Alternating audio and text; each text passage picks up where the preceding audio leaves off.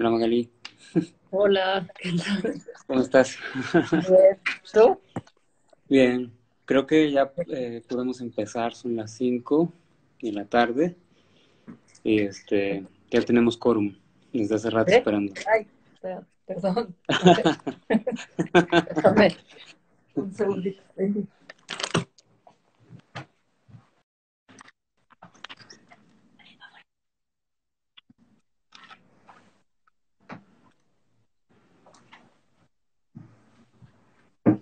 Ya, perdón.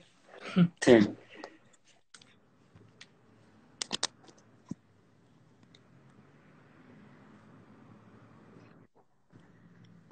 ok. Y esto, oh, déjame Ajá. un segundito que mi teléfono se está quedando sin batería aparentemente. Ok, muy bien. Ay, ya, listo, perdón. Ahora sí. Sí, está bien. Te escucho y me escuchas, ¿verdad? Sí, perfecto. Pues Ok, nada, pues mil gracias y gracias al MUAC por la invitación y gracias a ti. Qué bueno que se pudo hacer esto aunque sea remoto. claro. Pues nada, creo que si empezamos, bueno, la conversación alrededor un poco concretamente de Mesoamérica, ¿no? De la pieza que está ahorita en sala 10. Este, bueno, Mesoamérica, como probablemente muchos de ustedes sabrán, no solo se refiere a la extensión geográfica y cultural, que ya sabemos, sino también en este caso es la abreviación de una compañía que se llama Mesoamerican Interpretation and Development Project, ¿no? Y este es un proyecto multimillonario que pretende ayudar supuestamente a la región invirtiendo en infraestructura, en temas que tienen que ver con transporte, con comunicación, con infraestructura, electricidad, todo este tipo de cosas. Pero un poco lo que plantea la pieza es que en lugar o a lo que se refiere más bien la pieza, es que en lugar de realmente ayudar y beneficiar a las poblaciones locales, eh, realmente pues está como más enfocada hacia apoyar los intereses de otro tipo de compañías, ¿no? Entonces, no sé si quieras hablar un poquito de los orígenes de esta pieza. Seguro. Mesoamérica es sobre todo una cartografía y parte de la paradoja que hemos encontrado en esta región en América, que esta región que se llamó Mesoamérica que se llama Mesoamérica ahora, que en algún momento tenía todas estas culturas que tenían un desarrollo civilizatorio muy avanzado en el continente, que era como el pico de la civilización en su momento, como una época clásica, comparada con lo que tenemos hoy, que en realidad es uno de los lugares más miserables y más pobres del mundo, ¿no? Uno de los lugares más incomunicados, uno de los lugares en donde todos los mercados negros son posibles, y uno de estos espacios que han sido demonizados sobre todo por los poderes económicos y militares de México y de Estados Unidos para poder ser o para convertirse en esos lugares llenos de gente salvaje, ¿no? Por supuesto con miras a ocupar estos territorios. Yo como lo veo, como lo percibo, este tipo de regiones llevan mucho tiempo en el ojo del huracán dentro de la guerra, dentro de la maquinaria de guerra instaurada en América para poder controlar estos territorios y sus recursos naturales, iniciada en los años 80 con la Guerra Fría y que tiene nuevamente una especie como de segundo aire con el tema del narcotráfico en estos momentos, ¿no?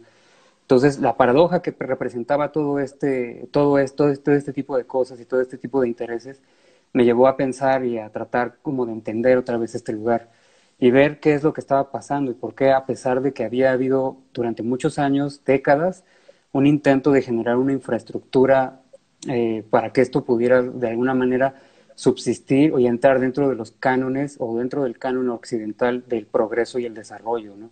Que es como uno de los temas que se cuestionan dentro de la pieza misma. Entonces, al darte cuenta de que en realidad cuando te meten en la globalización, a ti como habitante de estas regiones, no te introducen en la globalización como parte íntegra o parte igualitaria del asunto de la globalización económica y política y de información y de comunicación y de tecnología, sino que te conviertes en una especie de espectador y que este espectador el único valor que tiene es el de comprar cosas de los otros países, ¿no? De ser importador y de ser consumidor. Entonces, en lugar de convertirte en parte importante integral de la economía global, te convierten en el último receptáculo de ¿no? Y muchas de las cosas de la comida, tanto la comida como los vehículos chatarras que Estados Unidos desecha, vienen a parar a estos lugares en Centroamérica, ¿no? En Mesoamérica, Centroamérica, ¿no? Que México es parte de la región. Y el origen de la pieza tiene que ver básicamente con cuestiones políticas. En el transcurso, mientras iba yo desarrollando o investigando el proceso, porque empecé a encontrar todo tipo de cosas que tenían que ver básicamente con la energía y con los mercados negros. Uno es que hay una refinería importante operando en ese lugar, el otro es que hay hidroeléctricas importantes, grandes, que han destruido poblados enteros en estos lugares de hace muchos años y que se vuelve parte de la comunidad también en esos lugares. Y la otra, muy importante, es que estaban los parques eólicos que se estaban tratando de vender al mundo, como si México fuera esta parte importante, que estaba haciendo un cambio importante o interesante o hacia las energías limpias y renovables. Y lo que fui encontrando también es que hay una profunda corrupción dentro de estas compañías y dentro de los gobiernos que operan en estos lugares, ¿no? Porque gran parte del fluido eléctrico nunca llega a las comunidades que están ahí cerca. Todas las compañías lo que hacen es hacer negocios con la Comisión Federal de Electricidad para vender energía barata y hacer como, o jugar a la pantomima de que están ellos ingresando como a una energía limpia. La otra es para limpiar la cara de las imágenes de las compañías, tener una imagen limpia ante el mundo y comprar bonos de carbono más baratos. Y la otra es que hay otra vez un nuevo despojo sobre las comunidades indígenas de estos lugares, ¿no? Como si hubiera una especie de reevangelización ahora a través del mercado en la cual les está nuevamente quitando eso que ya no poseen o que aparentemente es intangible, que es el aire, ¿no? Y te das cuenta de que el aire se convierte en un elemento fundamental de las mitologías locales de todas estas comunidades y que es un ente vivo y que existe y que está ahí para ellos. Entonces, ves que hay un doble discurso en este asunto, ¿no? Por un lado están las comunidades locales que lo ven como alguien que existe, que está vivo y que forma parte de su vida diaria, y está el otro, la otra parte, que son como más bien una cuestión de depredación, de llegar y destruir y de tomar lo que hay ahí y generar dinero a través de eso, ¿no? Entonces eso fue lo que me pareció interesante. Y la otra cosa que me pareció aún más interesante investigando todo este asunto de Mesoamérica es que me encontré una isla que en realidad no es una isla, es una península, pero se convierte en una isla porque no se puede acceder a ella. Tienes que llegar a este lugar a través de lancha, porque aunque está comunicada por tierra, no tienes una carretera que te lleve a ese lugar, ¿no? Sí, Magali. ¿En dónde está esa isla? Está en el Pacífico mexicano y digamos, la última frontera que tiene Oaxaca con Chiapas. Y Oaxaca tiene mucho esta cuestión de territorio, de tener una posición o posesión sobre el territorio muy tajante, sobre todo porque Y esta, tiene... per- Sí, perdón, la interrupción de esta isla es donde sucede la película, entonces, o sea, la pieza, esa donde al final específicamente. sí, termina la última parte de la pieza, que sería la lectura de este libro de Andrés Enestrosa que se llama Los hombres que dispersó la danza, ¿no? Y que es un mito guave o una leyenda guave que él fue recopilando durante un largo periodo de tiempo y que se supone que tendría que existir ese tipo de mitologías en estos lugares, ¿no? Sigue existiendo de alguna forma, de una manera intangible, porque la comunidad se sigue comportando como comunidad en ese lugar, pero hay un elemento que también fui descubriendo que está intrínseco en esta relación que estamos teniendo entre la pobreza y la riqueza del norte y la pobreza del sur, que es en la llegada del nuevo evangelismo norteamericano, ¿no? Que se basa en el Antiguo Testamento y que es como un instrumento de guerra, es como estrategias de guerra que justifican la obtención de la riqueza y el dominio sobre la naturaleza de forma agresiva y casi como militar, ¿no? Es el Viejo Testamento, el Antiguo Testamento. Y lo que encontré ahí es que se están perdiendo unas mitologías que habían estado sobreviviendo incluso más allá de las muchas conquistas que habían estado sucediendo durante 500 años más o menos desde la llegada de Europa a América, y que todavía existían, que todavía se pensaba que, por ejemplo, el huracán era parte integral del medio ambiente y de la naturaleza, y que era una parte fundamental para reiniciar los ciclos agrícolas, los ciclos de vida y los ciclos del mar también, ¿no?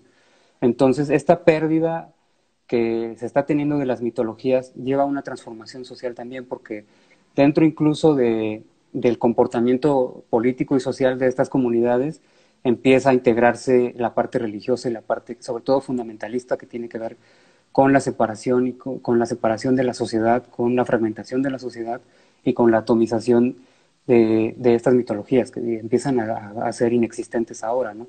Y se empieza a entender el mundo de una manera distinta y se empieza a justificar el por qué tú puedes poner un parque eólico en este lugar y utilizar el viento como si fuera una cosa y no un parte del entorno natural, ¿no? Que tiene que ver con la pesca, que tiene que ver con la agricultura, que tiene que ver con los suelos, que tiene que ver con la regeneración de la vida en ese lugar otra vez, ¿no? Entonces eso fue como el inicio de la película de Mesoamérica, ¿no? Ya. Y entonces Mm. todo sucede, como mencionaste ahorita, en la frontera entre Oaxaca y Chiapas. Y digamos, porque una de las preguntas que tenía, la idea del viaje y de los desplazamientos es algo como que siempre está muy presente en tu obra, ¿no? En este caso también, es decir, como que esta pequeña narración parte justamente de esto. ¿Por qué decidiste en este caso utilizar esa estrategia otra vez del viaje y el desplazamiento? Sí, me parece importante sobre todo porque se está trazando un nuevo mapa, porque la idea original, cuando se habla de Mesoamérica, lo primero que yo pienso siempre es en geografía y ver una delimitación donde está ubicado este espacio, ¿no? Entonces me parecía interesante recorrer el lugar y ver qué me podía yo estar encontrando durante el proceso, porque todo el proceso de la película, el guión, digamos, de la película es una acción, el inicio, como casi en todo mi trabajo, y en este caso era llevar una batería con energía eléctrica cargada desde mi casa hasta la isla de Cachimbo para operar los equipos de sonido y de video en ese lugar, porque en la isla no hay comunicaciones y por ende tampoco hay electricidad, ¿no? No hay electricidad, aunque la paradoja también aquí es que puedes ver los rotores eléctricos de Arriaga, Chiapas, desde la isla, en un paisaje hermoso, bucólico, moderno, con las eólicas ahí, ¿no? Con un trasfondo traslúcido y con las olas brincando, un paisaje bellísimo desde ahí, pero este lugar no tiene energía, ¿no? Entonces el principio del proyecto era ese, un desplazamiento. Y también quería proponerme en el desplazamiento que estaba haciendo de la acción, era qué tanto puedo utilizar de energía, cuánta energía voy a desperdiciar en el trayecto para poder conocer y recorrer este lugar, ¿no? Entonces utilicé un montón de tipo de energía, utilicé mi coche, que era un vehículo diésel, luego utilicé gasolina en la lancha, durante el trayecto iba recargando muchas veces las baterías otra vez, porque no importaba la batería que yo llevara, porque iba otra vez tratando de generar y generar y generar más energía para que durante el trayecto que yo iba haciendo, iba grabando, entonces iba haciendo la película en el trayecto, tenían que operar los equipos y son equipos que ocupan muchísima energía, ¿no? Entonces de forma constante y reiterada iba yo parando, iba yo recargando, parándome, recargándome. En el trayecto o en la película tú puedes ver todos los distintos tipos de energía que yo utilicé para poder llegar ahí y cómo estas energías inciden también en la vida diaria. Durante la realización de la película hubo una de las grandes explosiones que hubo en la refinería de Salina Cruz en Oaxaca, donde se fue uno de los eventos más importantes porque es previo a que existiera, es un poquito después de la reforma energética de Peña Nieto y antes de la presidencia de López Obrador, donde Pemex se convierte otra vez como la joya del gobierno, ¿no? Pero en ese momento se suponía que había sabotajes que se estaban haciendo en la misma refinería para poder destruirla y poder destazarla y venderla al mejor postor, ¿no? Entonces yo me fui encontrando también ese tipo de cuestiones en ese lugar. Y vas viendo cómo este tipo de sociedades se han ido transformando con la instalación de este tipo de objetos, ¿no? Este tipo de megaciudades que se construyen alrededor de las refinerías, un poco como pasa en Tabasco, en Veracruz, en Oaxaca también, y son comunidades también que se mezclaron tanto con gente de muchos lados que fueron perdiendo su identidad sobre el espacio, ¿no? Entonces se convierten en espacios extraños que son de todos lados, pero menos de ahí, ¿no? Ya no tienen ese arraigo. Entonces te vas encontrando ese tipo de cosas y la posibilidad de generar un viaje o de hacer un viaje en carretera me daba esa posibilidad de ir encontrando este tipo de cosas, ¿no? Y también, sobre todo, de recorrer el espacio, uno de los espacios de infraestructura que habían sido creados precisamente para la interconectividad con el norte, desde Centroamérica hasta allá, ¿no? Iba yo a ver qué había pasado en esas carreteras, otra vez cómo estaban, qué funcionaba, qué no funcionaba, y lo que descubrí es que pues, realmente no funcionaban, son carreteras muy viejas, que son difíciles de transitar, son peligrosas, me encontré con muchísimos accidentes de carretera, entonces en realidad lo que nos habían estado tratando de vender como progreso no estaba ahí. Lo que descubrí es que había muchísimos mercados negros funcionando en ese lugar, ¿no? Que es como el meollo del asunto de la pieza, en donde al final descubres que hay huachicol, que hay energía, robo de energía eléctrica, que hay prostitución, que hay trata de blancas, obviamente, que hay trata de migrantes, que hay drogas, obviamente, y que hay todo tipo de cosas extrañas como robos comunes, todo lo que pasa en un lugar gris, en estas zonas grises de América, como es Centroamérica, ¿no? En estos lugares. Entonces, por eso me interesaba el desplazamiento, porque necesitaba ir a ras de suelo a entender qué estaba pasando, ¿no? Sí. Vivirlo un poco desde más cerca, ¿no? Y sí, a diferencia de otras piezas, otra vez creo que en trabajos anteriores se siente quizás como más casi como una, no quiero decir, no quiero utilizar la palabra puesta en escena porque no es eso, pero sí es como una bueno, la voy a utilizar, pero una puesta en escena mucho más planeada, ¿no? Es decir, aquí me da la impresión que sí lo dejaste mucho más abierto, quizás, si bien no a la improvisación, sí a recibir como mucho más, digamos, como impactos de fuera o alimentarte más de como esas historias, naturales que están, bueno, no sé si naturales, pero más bien como Mm. que ya está sucediendo ahí, ¿no? En ese sentido, creo que tiene muchos textos, incorporaste muchos textos y como testimonios, ¿no? Justamente de los poblados, poblaciones que están ahí. Cómo fue esa, digamos, esa recopilación de material? Sí. Una parte importante de la recopilación de los materiales fue ahí con la gente de ahí. Algunos pues, no entran a cámara y muchas veces cuando estás trabajando en campo sucede que no puedes, estás por ejemplo en la gasolinera o comprando unos mangos o comprando de comer y la gente empieza a hablar de eso, ¿no? Empieza a hablar contigo de eso sin que tú lo provoques. Empiezan a hablar porque es normal en ellos hablar de eso porque es lo que les afecta realmente. Entonces en ese momento no tienes la cámara, no tienes el sonido para poder grabarlos y ponerlos en cámara. Entonces te llevas la memoria de eso, ¿no? Ya. Y tratas de poner atención de eso.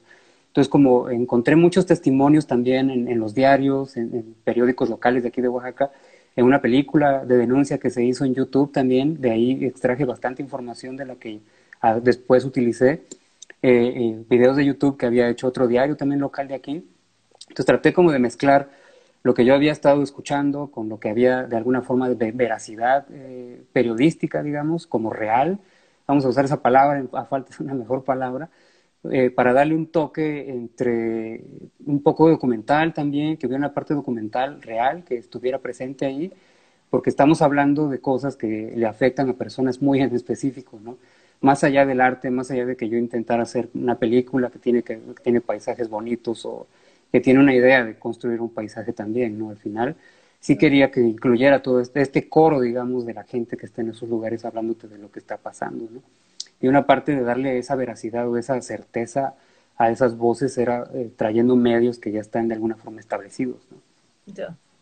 Ya ahí sí, sí es cierto que tiene, o sea, sí tiene como un carácter un poquito más documental, ¿no? Que otras piezas, en relación a otras piezas. ¿Y puedes hablar un poco del libro de Nestrosa? Es decir, supongo que tiene que ver con lo que decías hace rato. Yo no conozco el libro para nada, Sí, sí, pero sí. como un poco como como especie de desplazamiento, imagino, de las narrativas locales, de las Sí, mitologías sí, sí. locales. Sí, eso de lo que descubrí también en el trayecto fue un poco accidental ver que hubiera un evangelismo tan tajante y encontrar en una isla pequeña 5 iglesias distintas. Bueno, pues hay una católica y 5 cristianas distintas peleándose por el quórum de la gente. Eso me pareció bastante brutal. Entonces, lo primero que pensé fue, si en Oaxaca tenemos una tradición larga y a pesar de que muchos hace 5 o 6 generaciones perdimos el zapoteco como nuestra lengua materna y ahora hablamos solo español, pero hay muchos elementos mesoamericanos de la mitología mesoamericana que siguen existiendo en nosotros. En el caso de Oaxaca en particular son los muertos y la tierra, ¿no? Son estos dos elementos mesoamericanos con los que seguimos cargando hasta ahorita.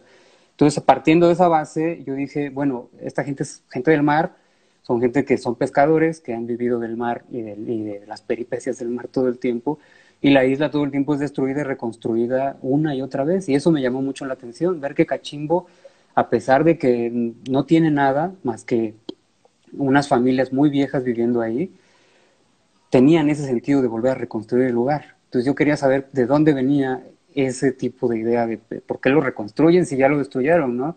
Pero eso resulta que es muy importante en las mitologías mesoamericanas y en la mitología zapoteca y guave también.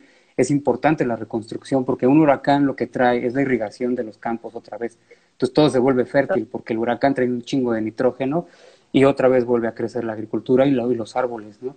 Y eso lo fui encontrando en el libro de Nestroza. Nestroza hizo un rescate de hace mucho tiempo de estos cuentos, de estas mitologías, estas leyendas que fue encontrando donde él creció en el istmo de Tehuantepec y las fue plasmando en libros muchas veces, ¿no? Y este es uno de los libros más importantes que tiene él, de estas historias que fue recopilando y traduciendo de sus idiomas originales al español, ¿no?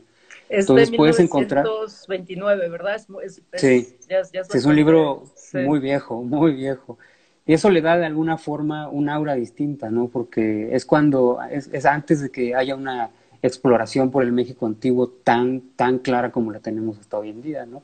Entonces eso me pareció muy valioso. Yo quería, casi como ejercicio personal, encontrar esas mitologías vivas todavía en la gente que vive en el mar, ¿no? Que vive en el aire. Porque yo escuchaba en muchas entrevistas que el aire era muy importante, el aire es un ser vivo, el aire es parte de nosotros, es importante, ¿no? Yo dije, pues ahí hay algo importante en la gente que no vive en el mar, ¿no? El aire. ¿Y ahora qué pasa Claro. cuando combinas el aire y el agua, ¿no? Y la tierra, o un pedazo de tierra, o una isla que no es una isla. Entonces esa cosa esquizofrénica me llamó mucho la atención y quise ir a ver qué estaba pasando ahí, y mucho lo encontré en el libro, ¿no? Ese tipo de cosas y de historias. Y otra pregunta que tenía, digo, a lo mejor quizás abriendo ya un poquito más la conversación o tratando de seguir vinculando, digamos, esta pieza a otras piezas tuyas. Otra vez creo que esta pieza sí tiene un carácter un poquito quizás más documental en relación a otras que operan más como narrativas un poquito más, esta es muy lineal, las otras son como un poquito más desarticuladas, incluso como fraccionadas o seccionadas en distintas pantallas, ¿no? Casi como viñetas, pero creo que la idea como justamente como del hombre como corriendo hacia su destino y hacia una especie de destino inescapable siempre está como muy presente, ¿no?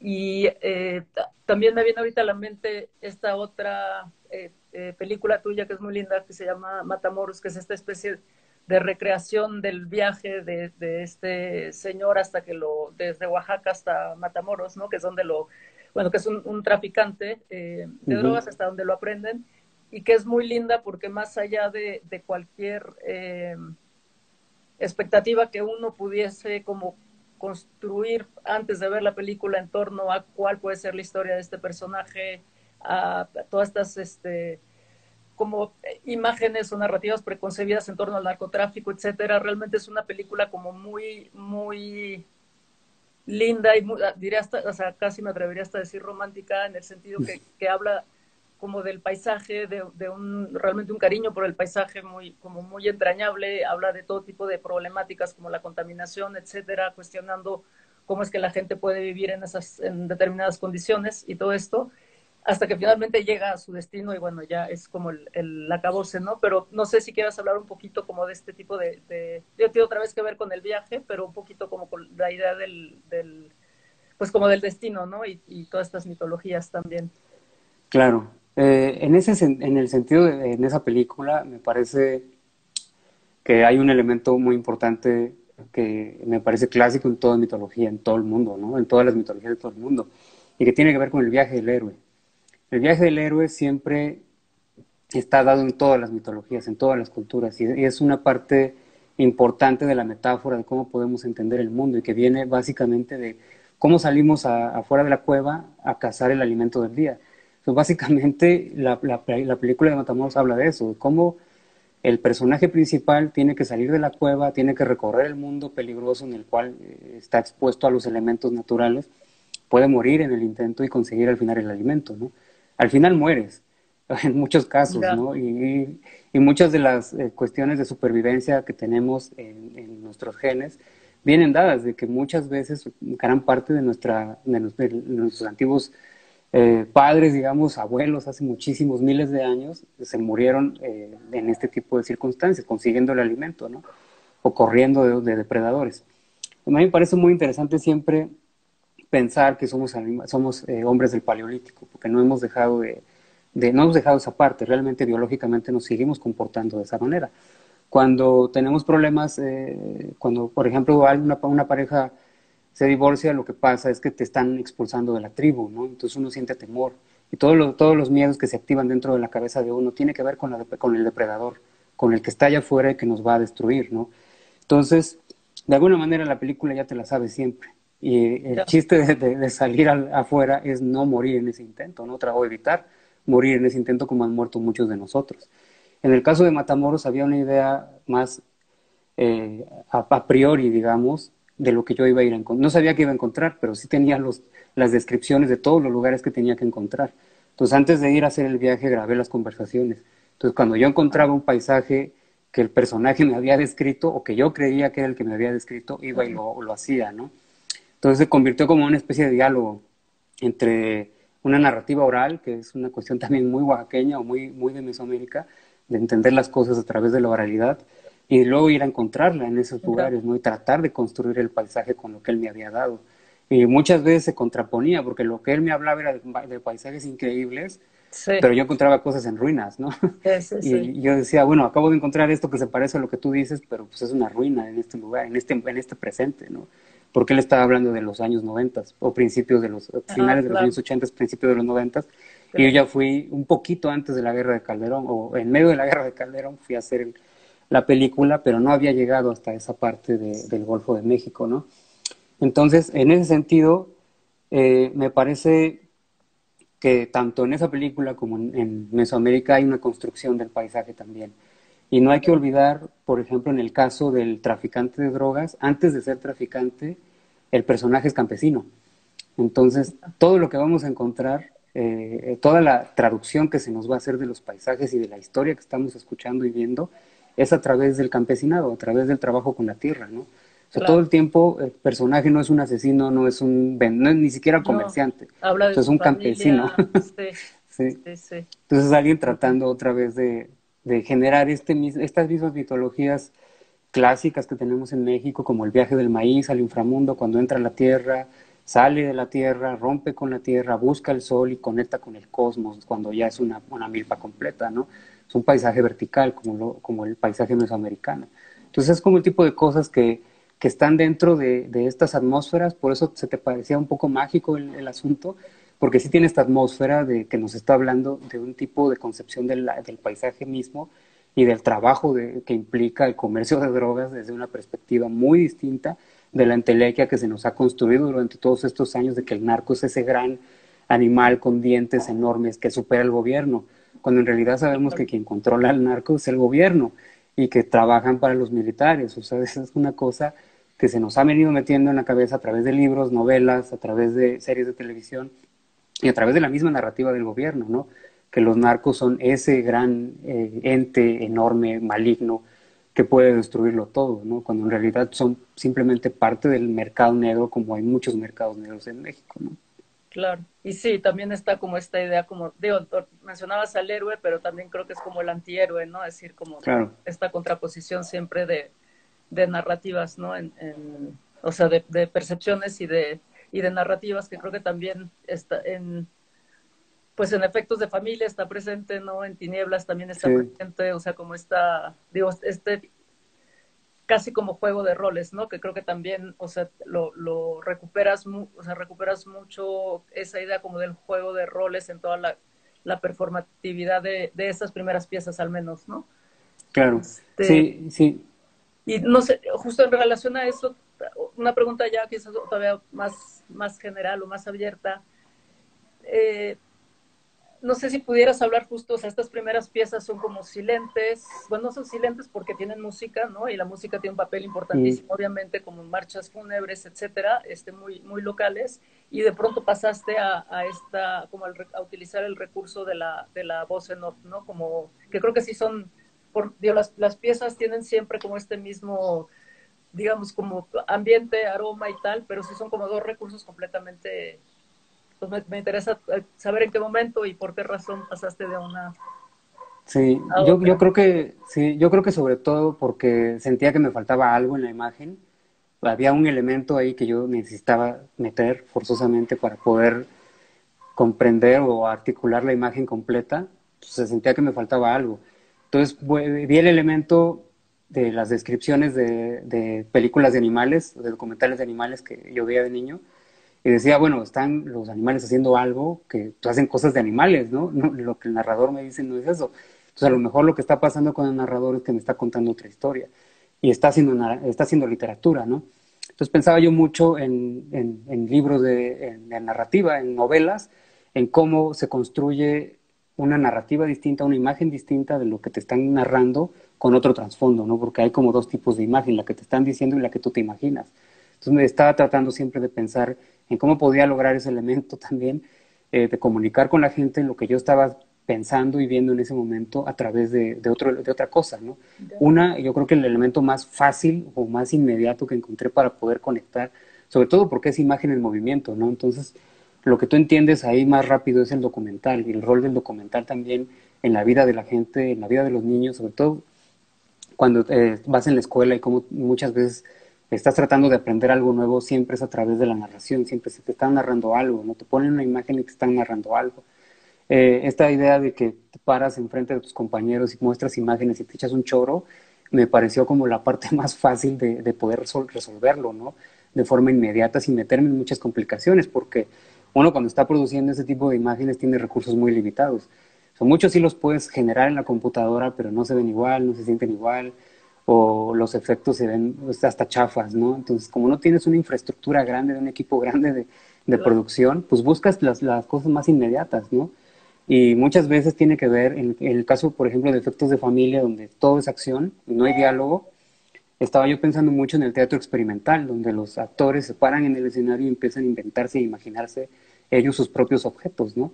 Entonces trataba como de que fuera un poco así, el hacer el elemento, ¿no? Y pensaba mucho en la imagen narrativa del videojuego también, que el videojuego, no el de ahorita, sino el de cuando yo era niño, era un videojuego muy minimalista, muy básico, muy elemental, con poquitas cosas tenías que construir un universo completo, ¿no? Entonces yo decía, bueno, si ellos lo lograban a través de la imaginación de los niños, uno también lo puede hacer a través de la imagen, ¿no?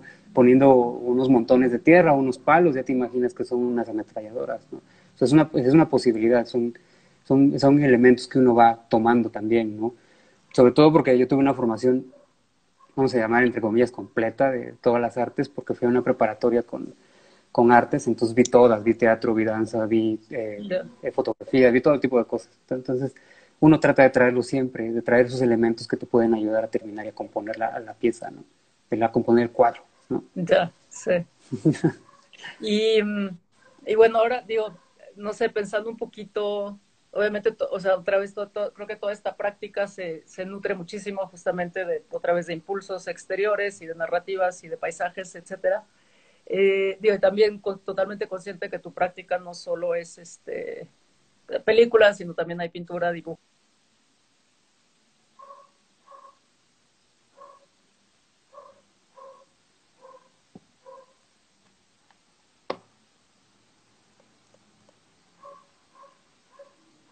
Sofi, ponle pausa un ratito, por favor.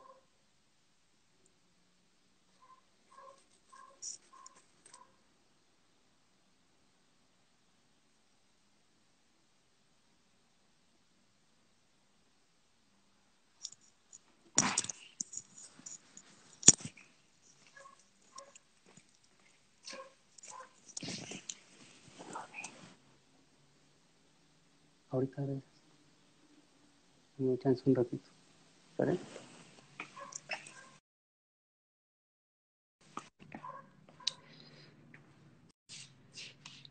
Sí nos están viendo, ¿verdad? ¿Alguien que me diga si estamos en línea?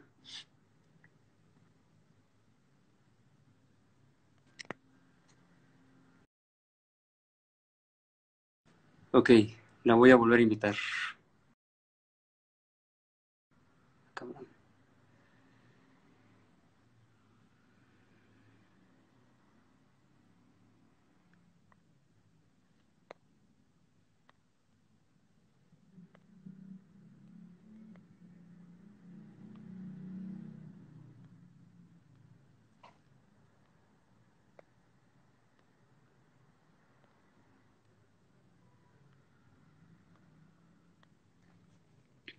Aguántenos tantito, ya le estoy mandando la invitación otra vez. Es que es muy raro estar hablando así, pues siento que no hay nadie del otro lado, entonces es como un diálogo medio raro.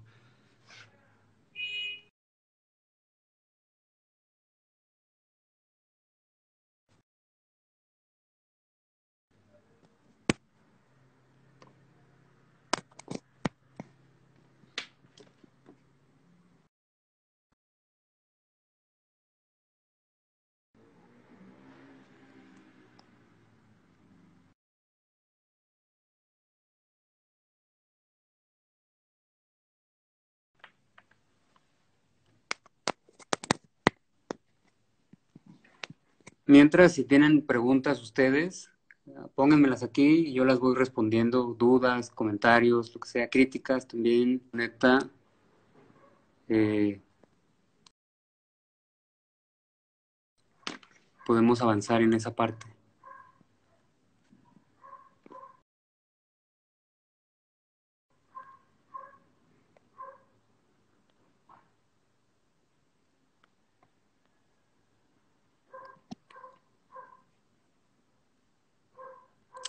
Los mapas originalmente los hice porque esta pieza se hizo para el Jeu de Paume y había que hacer un libro para la exposición. Y me dijo la curadora en ese momento que había que buscar una solución para poder encontrar y complementar la exposición. Entonces yo dije, pues si lo que estamos haciendo aquí es una cartografía, pues vamos a hacer mapas de todos los temas que tienen las capas que componen el proyecto. Entonces los mapas empezaron a ser como 6 o 7, creo, que se presentaron en el libro, porque el libro originalmente pues, era una especie de atlas donde iba a estar toda la información de los mercados negros, sobre los...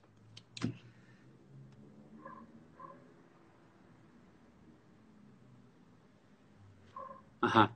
¿Qué me quedé? Ah, sí. El mapa originalmente era el libro era un atlas. Entonces hicimos el atlas para el libro. Hay uno, ustedes pueden entrar a la página del MUAC y pueden ver varios de los que están ahí. Muchos son ya de 5 años después, o 2 o 3 años después, porque los primeros eran muy elementales, muy básicos. Había uno que hablaba de Ayotzinapa y que hablaba de todos los elementos que involucraban su desaparición, que tenían que ver desde el gobierno, tenían que ver con las compañías mineras, con la industria armamentística estadounidense y pues con el narco también, ¿no? Obviamente como el brazo visible que conectaba a la sociedad con los grandes poderes económicos. Entonces los mapas hablan más o menos de todas esas cosas que están involucradas o que componen la pieza en general del video de Mesoamérica. Y al mismo tiempo traté como de imaginarme en ese momento en hacer mapas que fueran como caricaturas para adultos, que los elementos que están ahí fueran algo así como Los Simpson o una caricatura parecida, con elementos que eran como más de dibujos animados o de monstruos mitológicos antiguos, algunos europeos, otros asiáticos, otros mesoamericanos, como para hablar como de la aparente globalización, ¿no? Ahí está, ya regresó.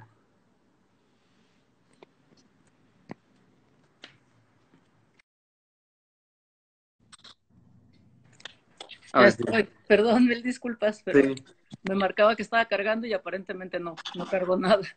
sí, eso puede pasar, incluso creo que me va a pasar a mí conectarme tampoco. Pero bueno, siga. Ya estaba respondiendo preguntas, me imagino. Sí, pero ya estaba hablando de, bueno, ya había terminado de hablar de los mapas, de dónde venían y por qué los hice, y ya más o menos respondí esa duda. Ya. Prox.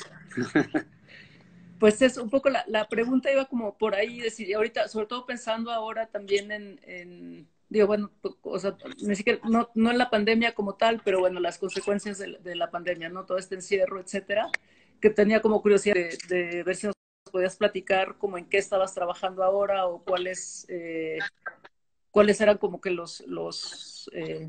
pues esto, los elementos a los que estabas volteando a ver un poco para seguir como viéndose adelante, ¿no? Es decir, porque creo que digo, a lo mejor suena un poco ya como cliché esta conversación, espero que no, pero vamos, creo que mucho de los orígenes de toda esta crisis que estamos viviendo tiene que ver con lo que planteabas muy al principio, ¿no? También incluso Mesoamérica, etcétera, ¿no? Es como estamos viendo y viviendo ya concretamente el resultado de algunas de estas problemáticas que tienen que ver como con recursos naturales, etcétera, globalización, ¿no? Mm.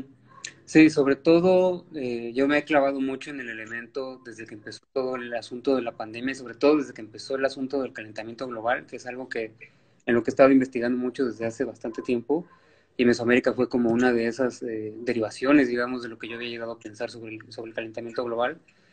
Y lo que estoy viendo es que hay una desconexión enorme entre nosotros como especie y el mundo natural, el orden natural. Hay algo que de forma reiterada y constante estamos culpando todo el tiempo a un agente externo de lo que nosotros estamos provocando sobre nosotros mismos, ¿no? Y sobre todo porque no entendemos, no hemos entendido que somos parte de ese orden natural.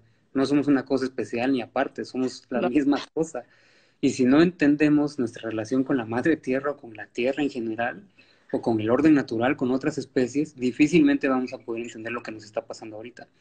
Y lo que nos está pasando ahorita es que estamos sufriendo un proceso de extinción simple, porque el orden natural reacciona a nosotros como un agente, como un patógeno externo, porque en realidad lo que estamos haciendo es destruir.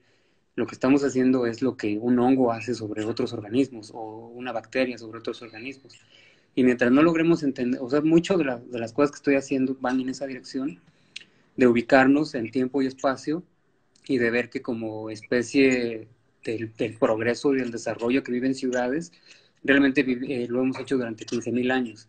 El resto de nuestra historia está en los bosques, en las sabanas, en las cuevas, en la vida como manadas, en el mundo paleolítico. Realmente todo lo que nosotros entendemos del mundo viene desde ahí. Entonces, mientras nosotros no logremos tener esa relación intrínseca con el orden natural, difícilmente vamos a poder saber o entender lo que nos está pasando ahorita. Y gran parte de esa sabiduría antigua, digamos, todavía se localiza en muchas comunidades en Oaxaca, por ejemplo, o en general en el campo, ¿no? La gente que se dedica a la agricultura tiene un tipo de iluminación distinta que difícilmente los demás vamos a poder alcanzar en algún momento, porque ellos ya entendieron de qué va el asunto, pero nosotros no hemos entendido de qué va. Ellos sí, ellos ya tienen muy clara a lo mejor ya no le rezan a Tlaloc o no tienen los mismos dioses de antes aquí en Oaxaca, al dios del maíz, pero siguen intentando reconectar el mundo nuevamente y entender la vida a través de los ciclos, que los ciclos son una posibilidad que existe y que las mitologías son metáforas del mundo. Claro. Y el problema es que lo estamos tomando de forma literal. Tomamos nuestros mitos contemporáneos de forma literal y es ahí donde está chocando nuestra comprensión del orden normal del mundo, ¿no? En donde estamos desfasados completamente. Entonces, mucho del trabajo que yo he estado haciendo va mucho en esa dirección. Siguen teniendo los mismos soportes, digamos, de video. Hice un videojuego también, estoy tratando de hacer otro videojuego también, que tiene que ver con este tipo de las tres naturalezas distintas, de estas tres naturalezas que hemos ido creando de forma reiterada en nuestra historia, ¿no? Entonces he estado muy clavado en ese asunto, en volver a la tierra, regresar a la tierra. Yo creo que nunca me fui como del asunto y siempre traía el elemento político primero, pero creo que ahora esto tiene que convertirse en un elemento político importante, esta relación que podemos llegar a tener con el orden natural, ¿no?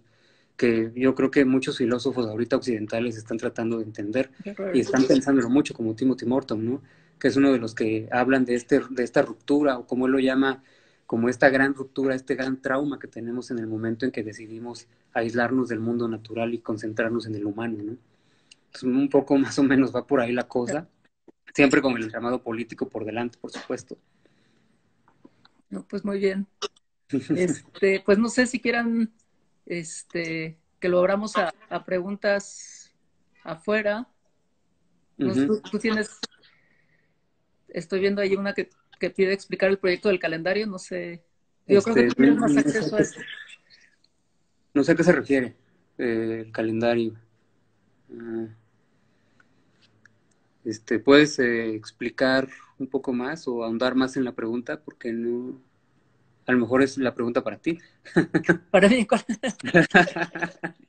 Puede ser. ¿Cuál calendario?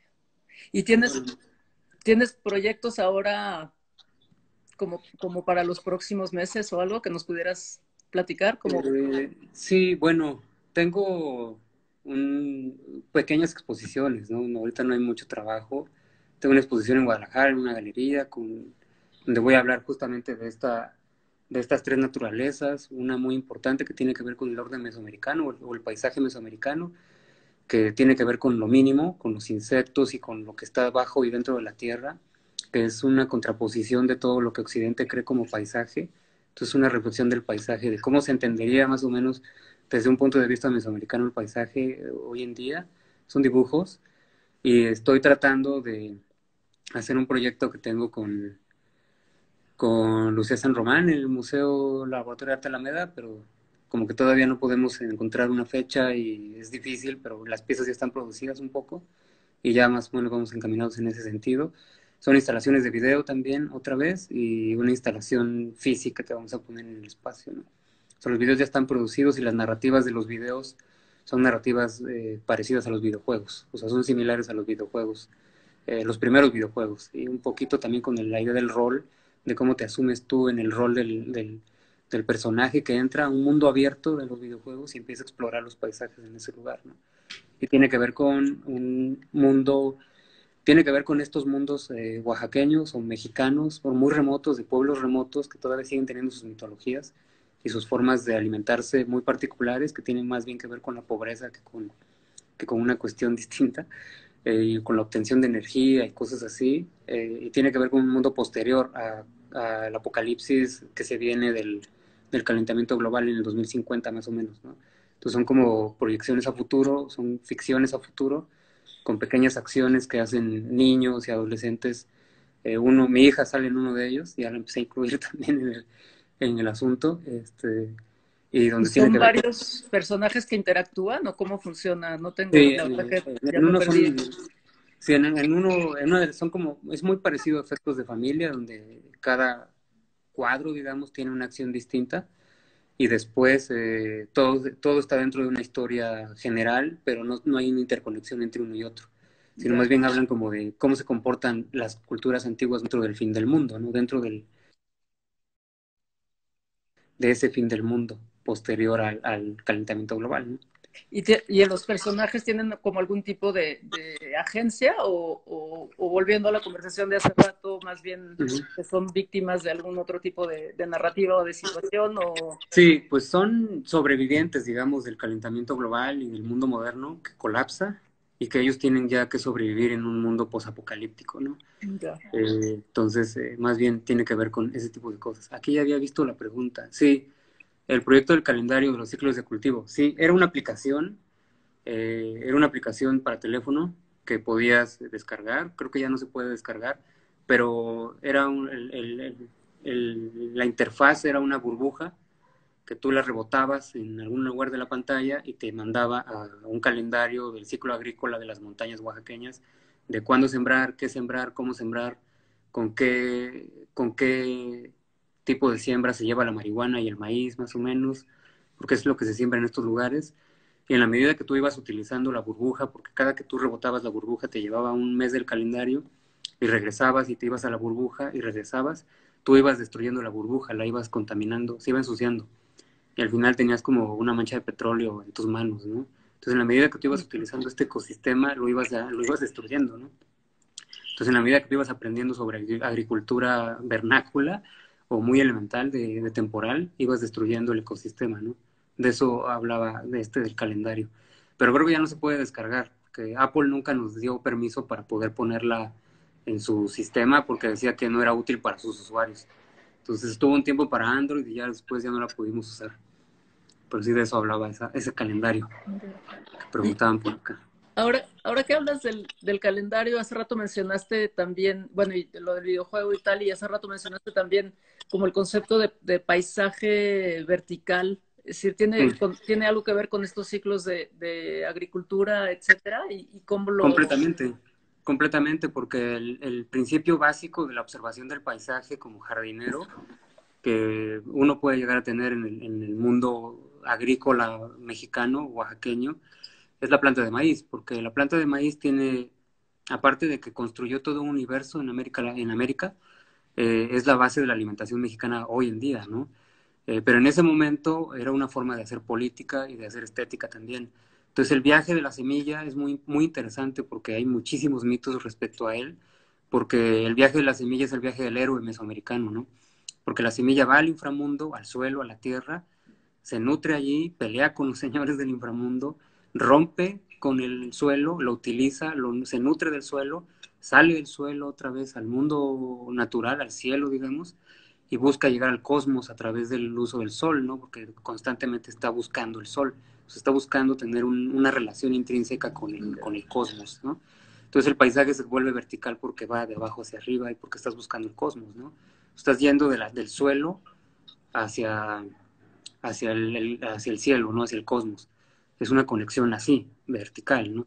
Y el paisaje tradicional europeo pues, es horizontal, es nada más cielo y tierra, ¿no? Es como el clásico europeo. Y en el caso mesoamericano, pues sí era muy distinta la forma de verlo. Y hay algunas culturas asiáticas que tienen algo muy parecido a esta idea del jardín vertical, ¿no? Entonces todo lo que, en gran medida de lo que yo hago en mi trabajo tiene que ver con esta parte que le llamaban en México el monte sagrado, que era una especie como de comodín filosófico para poder hablar de todo, ¿no? Interpretar todo a partir del monte sagrado. Entonces sí, hay mucho, pero son locuras que uno tiene, pues no es algo que yo salgo y exponga a la gente y le diga, ah, mira, ahora vamos a No, quemar pero que incienso o copal aquí, vamos a meternos en un viaje mesoamericano, sino más bien lo uso para poder construir mi propio trabajo, ¿no? sí. Pero digo, lo que es súper lindo ahorita que dijiste como el concepto de paisaje europeo Mm, es como lineal y de todo lo que acabas de describir, al final otra vez volvemos como un poco a lo que hablábamos más temprano, ¿no? Más hacia el principio de cómo al final el paisaje sí se vuelve, o sea, expele como una narrativa, ¿no? En sí mismo, que eso también es muy lindo. claro, sí, tiene historias, pero el paisaje cuenta una historia siempre y eso me parece que es muy, muy importante. Uno lo va rellenando o lo va vaciando de cosas también, ¿no? El Exacto, paisaje pues, es algo vivo. está cargado y lo vas cargando y lo vas despojando y se va manifestando también, ¿no? Es decir, va Sí, absorbiendo todas estas historias. Pues no así sé es. si haya más preguntas Más por ahí preguntas. que quieren. Ya los aburrimos. Pues, no sé. Pues creo que ya no. Pero bueno, estuvo muy buena la charla. Pues mil gracias. Este, Gracias. pues sí, yo creo que, digo, yo ya pregunté más o menos todas las inquietudes que Claro. traía y pues ya, qué rico. Creo que nunca habíamos hablado tanto sobre tu obra, pero No, creo que nunca nos había tocado, pero estuvo buenísimo. sí. Pues Sí, mil está divertido. gracias y mil gracias al MUAC también por la invitación, a Virginia Claro. y a Sí, todos. y si no han visto la película, véanla. Está muy interesante. Sí. Gracias a Bueno, todos. pues gracias. Gracias. Bye. Chao.